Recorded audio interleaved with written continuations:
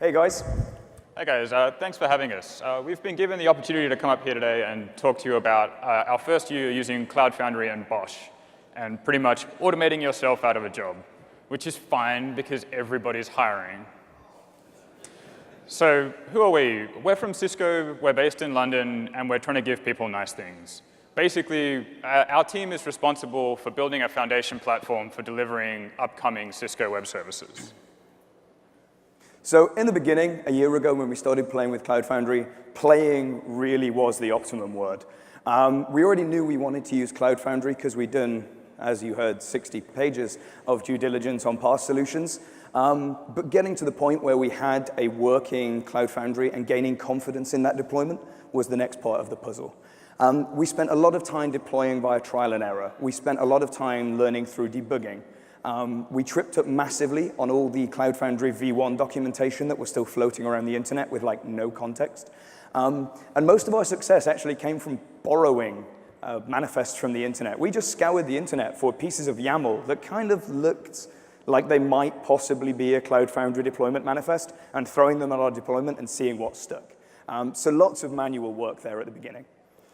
And this quote from Dr. Nick from Stark & Wayne summed it up last year at the Platform CF conference, which was, "I've got a running Cloud Foundry system, and if you've ever tried to do this yourself, you may never have got to this point," which really resonated with us kind of 12 months ago. So those of you from the community will know that you can't invoke the name of Dr. Nick without mentioning BOSH. And so we've had an interesting piece of experience with BOSH. Yeah, Dr. Nick. So BOSH is an interesting thing in that there is a weird learning curve with BOSH, in that you arrive at it in day one and say, well, why do I need BOSH? I already know Chef, I already know Puppet, I already know CF Engine. Why should I learn another automation tool? And so then you spend the next 2 weeks going off and automating Cloud Foundry with your favorite automation tool. You then come back after 2 weeks of success, and then you give BOSH a real try. And you spend the couple days that it takes to learn the basic concepts of BOSH and deploy Cloud Foundry through BOSH. A couple days later, you've got it working. You look great because you've managed to deploy this distributed system. And then all of a sudden, you're drinking the Kool-Aid. You're like, oh, this is awesome. I got to get me some more BOSH. And then you go out to the community, and you find the community BOSH releases for other tools, and you start building everything. You want to deploy your house with BOSH. It's a really, really useful tool. And then you drink too much of the Kool-Aid, and you start thinking, what if BOSH was better? I could change BOSH. And then perhaps you have a colleague who starts making pull requests against BOSH CPIs, breaking the build and getting taught by the BOSH team about the value of test-driven development. Taught's a really nice way of putting it. Shouted at, I think it was. Anyway. So things have gotten a lot better in the last year. Matt was saying some of the problems we had earlier, and Pivotal took over the Cloud Foundry community pretty much a year ago, and we should be really proud of how far we've come in a year. It's a massive change from a year ago to today. We have fortnightly open source releases that are consumable pretty much every release. There are public BOSH stem cells that actually work to deploy those releases on top of. There's new great tooling like Spiff for deploying Cloud Foundry. There's community support through both the VCAP dev mailing list and the community pair who work on GitHub pull requests and issues to merge your changes into Cloud Foundry. And there are sample manifests that you can actually deploy this thing with. So all of this help got us to a point internally at Cisco where we were able to deploy a good developer-facing beta. And then we had the interesting problem of having enough support from the developers that we had more Cloud Foundry installations than we could manually manage. So having too many Cloud Foundries to manage is a nice problem to have, but it's still a problem. And we realized we wanted to be able to deploy, test, and upgrade CF through Jenkins. Why Jenkins? We already use Jenkins. We know Jenkins. Jenkins is a nice, polite, friendly guy. We didn't feel there was any need for layering any more tools on top of what we're trying to do. So we kicked off a project named C3CI, and it was joint work between Cisco and some awesome guys at Cloud Credo in the UK. You can probably guess where the 3 Cs in the name came from. So Cloud Credo, it was really good we found them because they already had a lot of experience running Cloud Foundry v2 in production, and they'd also done work with deployment tool chains of open source Cloud Foundry. So we wouldn't have got anywhere near as far as we have as quickly without kind of standing on the shoulders of giants.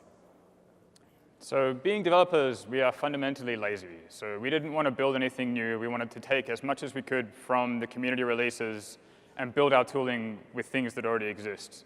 So we took BOSH, we took the community Jenkins releases, we took Spiff, we took the Nets tests, we wrote a little bit of Ruby and a little bit of Bash, and sort of weaved it together into a pipeline that we can deploy Cloud Foundry through Jenkins.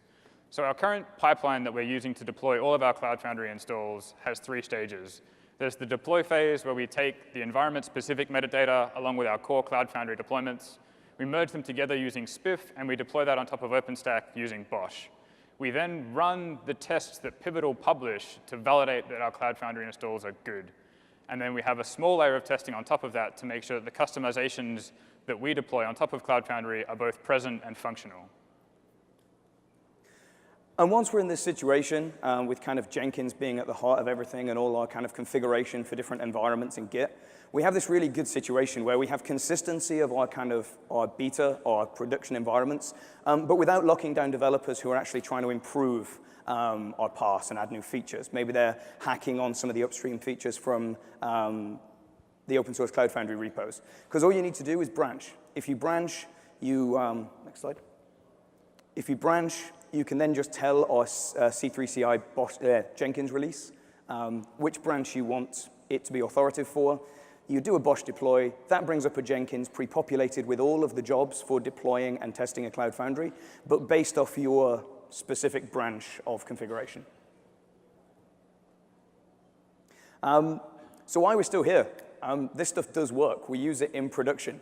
C3CI is live for us. It has saved us days, probably weeks of time manually testing and verifying and deploying multiple Cloud Foundry situations. But we can't go home yet.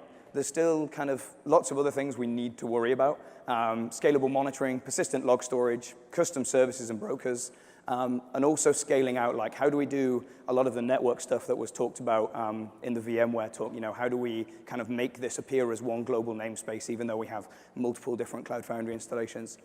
On top of that, we still need to share the love, There's no point us being the bottleneck on these technologies like BOSH within our teams.